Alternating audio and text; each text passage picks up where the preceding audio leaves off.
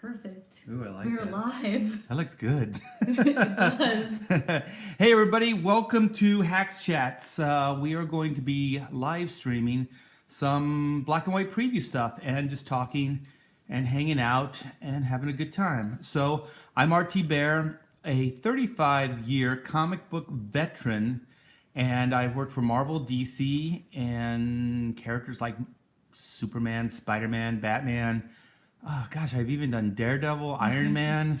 The only books I haven't really done that I would love to have a run on is like the Hulk, Thor, and to a lesser extent Wonder Woman. Nothing against Wonder Woman, but it would depend on who the writer was. Anyways, I've done a lot. I've wrote pencil, but mostly have inked books in the past. So that's enough of me and my chit chat. How about you, Taylor? How you doing? I'm doing well. Welcome, you guys. And feel free to join the conversation in the chat. We're going to show you a lot of cool stuff today. And if you want to give your opinions, I will read for you. I will be your voice. You may also notice we finally got monetized. So there is a super chat if you want to show your support, or maybe you want to push your comment to the top so that I can't ignore you. There is the super chat option finally. Yes, cool. Yeah, we finally got there. It's been a milestone, an uphill climb, if you will. But we're here because of you guys, so thank you and thanks for all the support. Also, is the way the the monetization of the super chats is supposed to work is you you don't read the other chats and you just read the super chats? Is that how it's supposed to work? I mean, you're supposed to prioritize the super chats over the other comments. So when there's a lot, I guess the appeal is to boost your comment up. And it's a nice thing to do for the channel. And a free way to help the channel is, of course, to like this video because it helps boost our views a little bit. It helps out the channel as a whole. So you can always do that as well. Yeah, we should remind people about the midway point too on that because I think that does, well, it does help, right? It does help, and we always forget because we kind of get overexcited and into the conversations. But welcome, you guys. Yeah, and this is all new to me, so I'm learning. It's a learning curve here. So I bet you guys are wondering what the heck this is that you've been looking at. So this is the HS logo, the Hack Shack logo. So Taylor and I are, we're going into a new direction here. We're going into more of a self-publishing. So we just want to let you guys know that we have future plans that go beyond black and white. Although black and white is taking all of our time right now, we do have our sights on the future and bringing future projects to you guys. So they will all be under the banner of the HS Publishing. What do you think, Taylor? I think it's perfect. Look at that little nib. It looks like it's drawn the S. Yeah, it's all glowing. It says, "Read me. I make good stuff." Look at me. I do good stuff. I'm royal, kind of purpley. Ooh, I never thought of that. We got good morning from Australia, says Morgan. Good day. Good morning. Good morning to you. Thanks for tuning in to us so early. Get yourself some coffee and settle in. Start your day with a special preview of Black and White. I don't know about you guys, but breakfast is my favorite meal of the day. It really is. I love my eggs. I love my my hash browns and bacon. Breakfast food is kind of like the best food. It is good. Have you ever had breakfast food for dinner? Yes, I like it. It feels taboo. It does, right? Have you ever had breakfast food for... You did! You had a breakfast burrito the other day! I love getting breakfast burritos for like lunch. Oh man, we have Del Tacos out here, and they have the best what is it called? It's just egg and cheese, the one that I get, but it's the breakfast scramblers one has the hash browns and stuff in it. Yeah, it has hash browns and bacon and salsa. Yeah, We got a Captain Black Cheese says, "Hey Art." Black cheese? Yes. Do I dare ask? Well, it says Black Cheesemo. Cheesemo, okay, like Black Machismo. Yeah, Maybe I it's like an that. abbreviation. Yeah, but black cheese, it's like, don't they say like when you, yeah, who cut the cheese? Yeah. Okay, so this is the new publishing logo, and this is the one that we took it from. So I've run a studio, Hack Shack Studios, for probably over 25 years now, and primarily an ink studio, but we've done other things. So this was the original logo, and props goes out to Alan Martinez for designing this and putting this together for us. He used to work at the studio. Very cool. Yeah, he's a very talented inker. He bops in and out of comic books, but he started at Hack Shack as an assistant. Then he worked into full-time inking.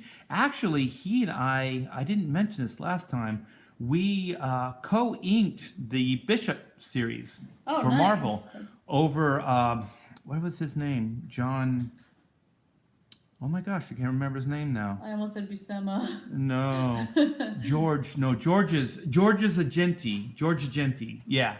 And he was one of the Gaijin boys, the Adam Hughes, Jason Pearson studio.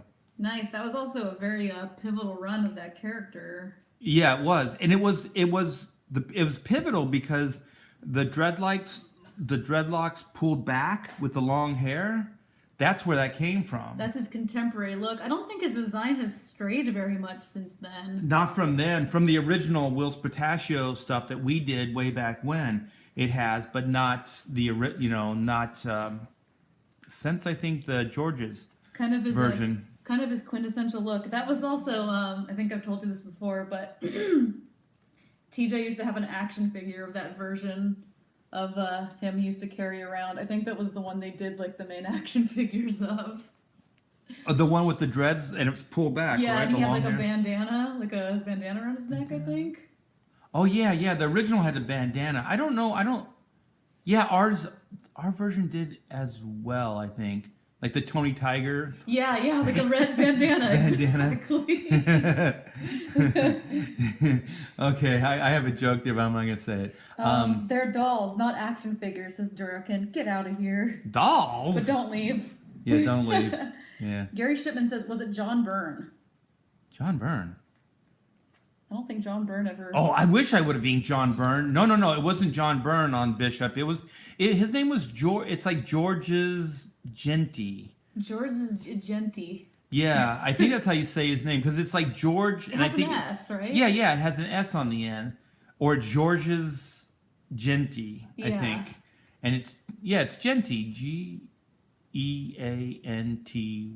Yeah, I think he was doing the Buffy books for a while. That's recently. right. Yeah, he's really good. The cool thing is I used to call over to the Gaijin Studios. Sometimes it'd be like Jason Pearson would pick up or Adam Hughes or whatever. So it was cool. I got to talk to those guys. Early days, Adam Hughes. Yeah, the good old days. That was a kick-ass studio. Well, we got 10 of you guys here now. Don't forget to, I only see 4 thumbsy uppies.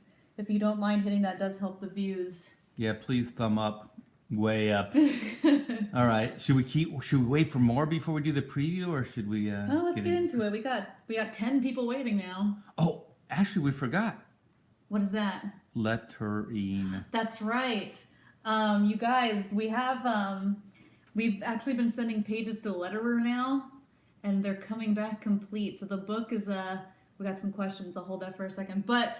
Yeah, we're sending stuff out to the letterer right now. We're probably going to get him on the show. We had him on the show once, and that's, of course, Jeff Eckelberry. The great Jeff Eckelberry. He's very, very good. He lettered Art's other indie project, Chrono Mechanics, during its original run. He's very good. I think you guys are going to like it. We've been getting it back. We talked a little bit about it in the last video, and it's turning out very, very cool, kind of bringing that book to life and in the final stretches. Of completion. Yeah, we have 3 pages now, completely lettered. I think he sent the finals. We haven't. I didn't show them to you. We just got the email before we went on live right now. Ooh, nice. So we'll get to look at that afterwards. And just before we started this, we sent out 6 more pages. Yeah, we sent out like a whole 2 sequences are pretty much done now. Yeah, so we're kind of breaking it down into scenes. So the first scene was 3 pages, and this scene is 6 pages. And so we just sent that out. So Taylor and I hammered out the last minute tweaks this morning, and Pamela came in, and my gosh, is she the biggest help or what? Oh my gosh, yeah. Having her there is a huge asset. She really helped us out. She's a very good editor. She wants to put those damn semicolons in. Yeah, she really, she's a good writer, and she's very strict about, things being grammatically correct. And comics language is a little different. There's kind of some weird stuff, like lots of dashes and stuff like that. So a lot of abbreviated conversation. No semicolons and stuff, and she really wants us to put semicolons in there. She goes, a comma wouldn't go in there. And it's like, okay. But she's awesome. She's really awesome, and she came up with some great dialogue saves. Oh, yeah. So, yeah, thank you so much. I'm so fortunate to be married to such a talented woman. So that's Pamela T. Bear, and she's editing this book. So if you guys are thinking of doing an indie book without a proofreader or an editor, a good editor, not just a cheesy friend that can read, but a friend hasn't taken any lessons in writing. Or yeah. Somebody talented. It can really help because just today those 6 pages, she plus these pages. God, I'm so proud of this book. I can't wait to get it into you guys' hands. By the way, real quick, because Dark and I see you typing something, don't edit yourself. It's kind of impossible, because if you can't see the mistakes, you'll keep missing the same ones. Oh, is he saying he edits himself? Yeah, don't edit yourself. It's not a good thing. You need a Pamela. Yeah. Send it along. She'll edit your book for a small fee. Wahahaha. Really, it'd be worth every penny. She's actually, very good. Yeah, she's actually editing Critias's book, Detective Dead. That's right. I don't edit myself. You said you're going insane editing a script right now. Oh, well, maybe he's editing, but it's not going to be the final edits, right? Unless he's the editor. Ooh, he could be that. In that case, he's competition. You put the editor hat on. But yes, she's very good. We just talked you up. And she's here right now. Okay, Amanda and I... Say hi to everybody, Pamela. Hi, everyone. Amanda and I... You went to Costco? We're going. Oh, this is like past tense. Well, I didn't think you'd stop talking. Why not? Have you seen Mike Miller's live stream? Mike will eat and do everything. Bring in his mom. His mom... Well, I'm not even going to say it. Yeah, she's sweet. There's some stuff that's going on there, though. Life happens. Life happens. It's some of my favorite parts of his live stream, though. They're the best to be parts. honest. They're the best parts because there's a voyeuristic aspect to the internet, and it's like Mike is taking full on taking that opportunity. Seeing his kids running around. There was one. It was a couple days ago. It was awesome. I'm sorry. Mike is awesome. He's a dear friend. But his kid was sitting on his lap, one of his younger kids, and the kid's just like making faces, like was right it at the. JoJo? I don't know. I love JoJo. I don't think it was JoJo. I think it was one of the older kids. But he's like doing cross-eyed faces and stuff, and I'm like, that is a Jim Carrey in the making. That kid's got like a rubber face. Was that the same kid that was making it look like an arrow was going through his head? Yeah. It's pretty funny. The kid's like a natural comedian. Let's have him on. We should. We'll interview him. We got some inking questions. I don't know if you want me to hold it. Yeah, let's do some questions and then we'll get into the preview. Okay. Captain Black Cheesemo says, Art, do you use nibs when you ink? I just ordered a speedball set and I can't wait to try them. Yes. I use a nib and brush. It depends on who I'm inking and what I'm inking, but I primarily use a nib. So the best nib, I think just overall for me, is just a Hunt 102, and they're also the easiest to find. So the 102s are pretty durable, and they do just about everything I need. At this point in my life, 35 years in the industry, I don't get too picky. I just want something that will get the job done. So I used to go back and forth, use different nibs, different brushes and stuff like that, different types of inks. I used to mix inks and things like that. And now I just want the most trouble-free, I guess. So I also, when I teach, and also you're using it, right? You're using a 102, Taylor? Yeah, and it's funny, at Christmas I actually got this really weird nib. I want to bring it in and show you. It's from Japan, and the holder looks like it's like bamboo. It's so weird. Uh-huh. I have to show you. It's bizarre. It's got like a big red plastic thing over it. Like, hold it. It's very strange. Bring it in. I'll hold it up in front of the camera. I'll bring it in. Do you guys want to see it? You should do it. You should do a critique of that nib. Yeah. Well, there's these cool tempered ones. Like Gillette used to have these tempered steel nibs, and they were really good because they were between the Hunt 102s and an actual brush. So there was some resistance, like there is with a nib. Like there's some pushback because when you ink with a brush, there's no pushback. No. It's all by, you can't even say by feel. It's by just like observation, like just looking at it and being on top of it. Yeah, because you can't feel it. Yeah, you can't feel it. Yeah, but a nib you can kind of feel. You can put pressure on it and things like that. You put pressure on a brush and it's going to be a mess. So those tempered steel Gelates were really good. They stopped making them, or they stopped exporting them, so they were harder to find. So that's when I just went with the 102s. And an interesting aside, Scott Williams was a 102 guy. This is way in the day, the early 90s. And so when I would go to, what were they at the time? Homage, or even pre-Homage Studios.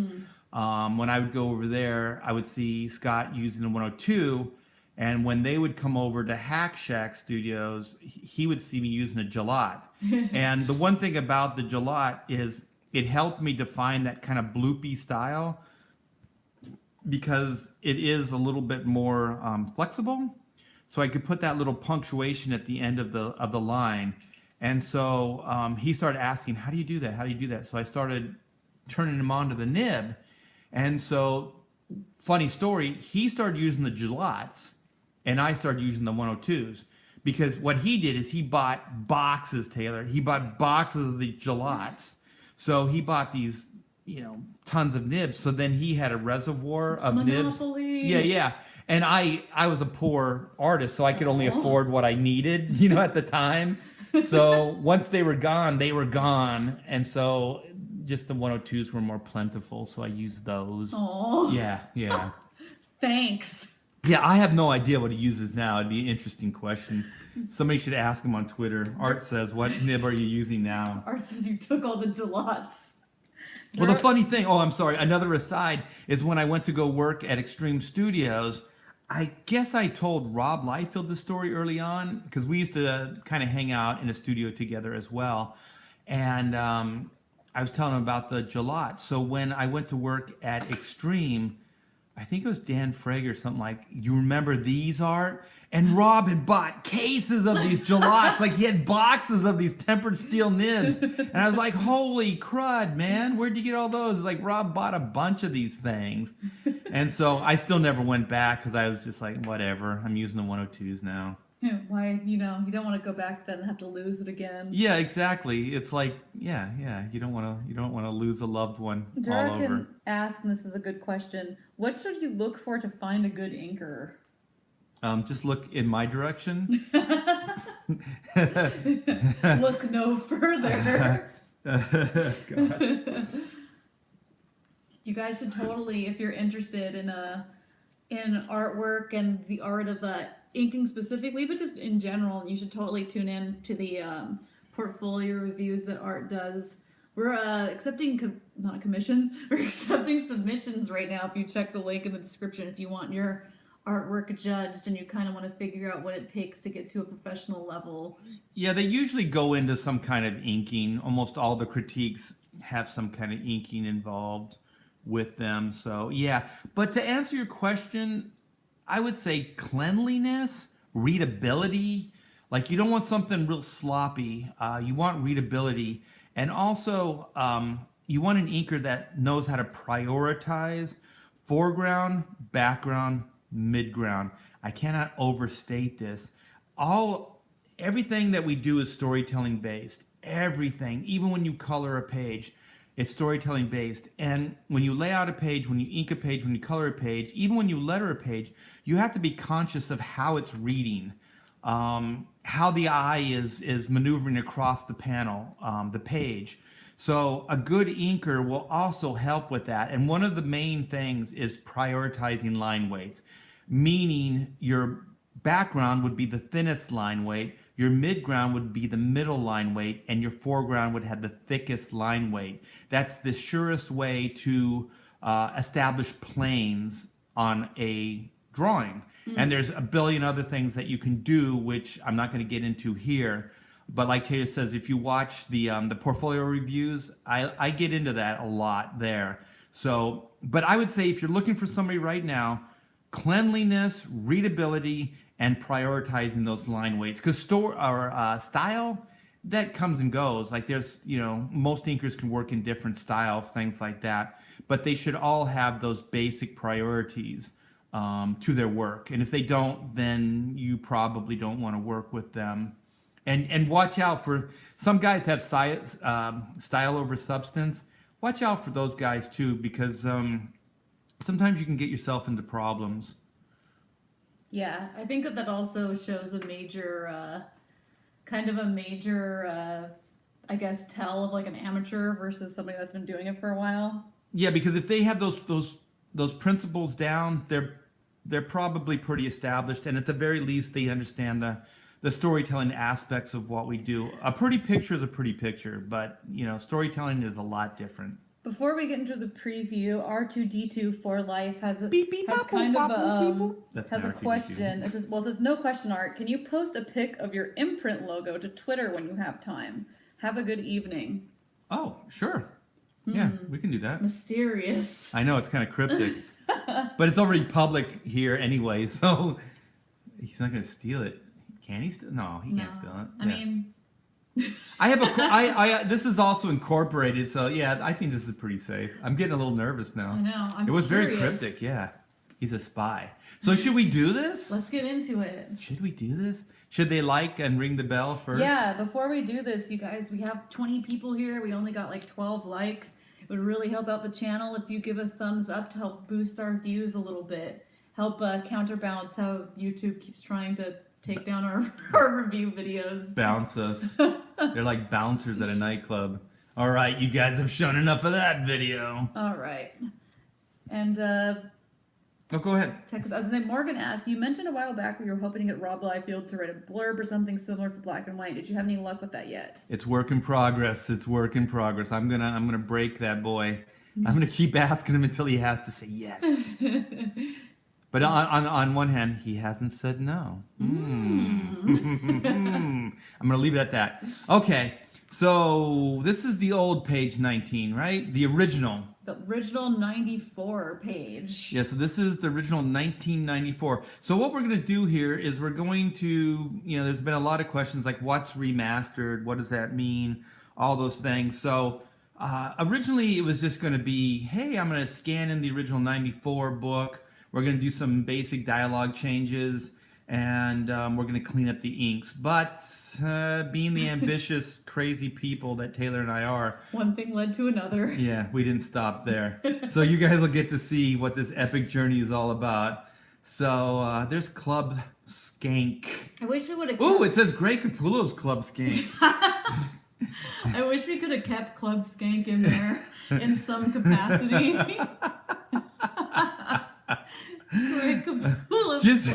Just know that Greg and I were pretty close at this point. He even did a cover for Black and White, so which you can buy on the Indiegogo because it's still in demand. It's still in demand. It's pretty cool. I would help him with his inks, and he would help me out with penciling. So yeah, this is. Oh man, this panel doesn't even exist in the remastered. No, there's also Schmenko, which we had to get rid of. Schmenko. Yeah, there's a Cheap Trick ad there. It's pretty cool. Yeah, 1107. I think that was probably my address at the time on Prospect in Hermosa Beach. Okay, this is a headline. Whitney Samsung. What is that? I can't read. Found to be insane. This is my favorite too. Exit. It just says exit, and then this is Dan. So this is Dan Panosian. So you guys will find like in the old stuff, some of it might remain. There's like wanted Dan Panosian posters and stuff like that. And a little trivia note: Dan's father, Ed Panosian, did lettering for the first issue. I just realized we're on the paint bucket tool, so just heads up. Oh, okay. I'm not going to do anything, but is this okay? Yeah, sorry to interrupt. Yeah, we're kind of using Photoshop here. We got a computer on order, guys. We're gonna get to a better place soon as far as our technology. Okay, well, you guys get an idea. So this is the old. Soak it in. Soak it in. So then this is the. Ah, wrong one. Wait. Oh, is it out of order? I think we're going to use the side because it's so. Okay, let's long. go back to the. So what would it be? It's 22, 22, right? yeah. No, it's not 22. Yeah, because we're off by 2 numbers now because we added additional pages. Well, then it's right. Why'd you say it was wrong? Oh, it is right. I'm so thrown off because it looks so different. Now you're messing my head up. Sorry. Wow. So you can see the Schmemco and the Grey Capullo's Club Skank has been taken out. So we have a more tasteful intro, which is the Phoenix World building here, which is in the 94 version here. Yes. But we start off with it now. And so then you can see that in this world of technology, that all of Chang's men are now robotic, because Phoenix World is not just Phoenix World as just a name or corporation. It's Phoenix World Technology. So they're robotics experts now. So we have a Phoenix World logo. We have the Phoenix, rising again kind of thing. And all of the Phoenix World employees are all automated. So they're all robots. Are they all complete AI, Taylor? Are they all, or are they Do you programmed, want you to think? spoil it? Oh, let's not spoil it. Well, these ones are dead. Yeah, these guys are gone. Yeah, these guys didn't make the grade. So you can see Whitney, with her bare hands, she killed some robots. And just know, yes, these guys are dead in the original, and they are human. So our hero in the original 94 version did kill. Yeah, she was definitely on a crazy warpath. Yeah, so apparently the ends did justify the means with Whitney's song. So reworking it with the current sensibilities, we thought it would be harder to redeem her character if she actually killed human beings. So that's also why robots are cool, because you can just destroy them. Yeah, a little bit. It's a little easier to digest than some guys that were running security getting murdered. And you can get graphic with them. Wait till you guys see the color one. Oh yeah, it's very cool. So so then this face takes the place of this one here. It's flopped because it worked better with the rhythm. So here's a little. So then we have movement going this way, and then this way again, and then it stays this way. So wait, it goes this way, and then this way. So basically they're kind of moving back and forth as you go down the panels. So I thought it rhythmically looked better if this was flopped. I think it paid off. Yeah. It's it threw me off. Oh look, there's also there's a little cameo Oh. in the first panel. I almost forgot. Yeah. Oh no. Zoom out again. I think our live stream is frozen. No, it is. Come on, YouTube. Jeez. As it happens every single time since we got monetized. This is a conspiracy. Yeah, we're frozen and we won't refresh either.